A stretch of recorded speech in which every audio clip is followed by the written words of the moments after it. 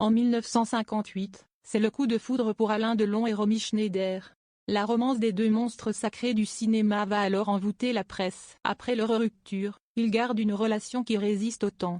À la mort de l'actrice, le grand Alain Delon fera quelque chose d'assez improbable. Lorsqu'ils se sont rencontrés en 1958, Alain Delon et Romy Schneider tombent sous le charme l'un de l'autre. La romance de ces deux acteurs va alors captiver les amoureux cinéphiles qui surnomment ceux qui se fiancent en 1959 les fiancés de l'euro. L'Allemande est alors le premier amour du grand séducteur, qui est envoûté par cette si leur rupture soudaine, alors qu'Alain Delon a eu un coup de foudre pour une autre femme, Nathalie, Francine Canova, est douloureuse pour Romy Schneider. Leur relation restera néanmoins forte jusqu'à la fin. À la mort de l'actrice, décédée à seulement 43 ans le 29 mai 1982 à Paris, Alain Delon fait quelque chose d'improbable. C'est dans le numéro de Ligne Rouge consacré à l'acteur, diffusé sur BFM TV ce lundi 27 juin, que l'on découvre ce qui s'est produit après la mort de celle qui lui a donné la réplique dans la piscine. C'est Laurent Pétain qui retrouve Romy Schneider, sa compagne de l'époque, morte dans son appartement parisien. Il prévient alors Alain Delon, qui vient tout de suite.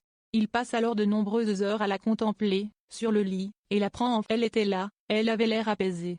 Alain a sorti un petit appareil photo, il a fait des photos d'elle, rapporte Alain Terzian, producteur et ami du père d'Anthony, Anouchka et Alain Fabien Delon présents avec lui dans la chambre. Il les a toujours sur lui, dans sa poche de portefeuille sur son cœur.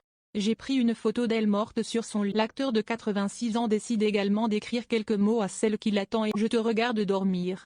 Je suis auprès de toi, à ton chevet. Tu es vêtu d'une longue tunique noire et rouge, brodée sur le corsage. Ce sont des fleurs, je crois, mais je ne les regarde pas.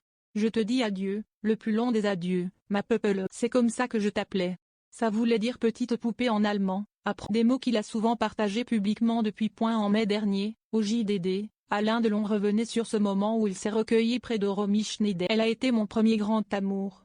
Je ne voulais pas être la cible des photographes, c'était du voyeurisme. Je suis allé me recueillir sur sa tombe quelques jours plus tard, pour être seul avec elle, sans personne. En revanche, je suis allé la veiller chez elle. Je lui ai écrit une lettre, que j'ai souvent lue depuis à la télévision, a-t-il confié. Avant d'ajouter, j'ai pris une photo d'elle morte sur son lit, que je garde dans mon portefeuille. Romy a l'air de dormir d'un sommeil profond. Elle est magnifique. Je la regarde souvent.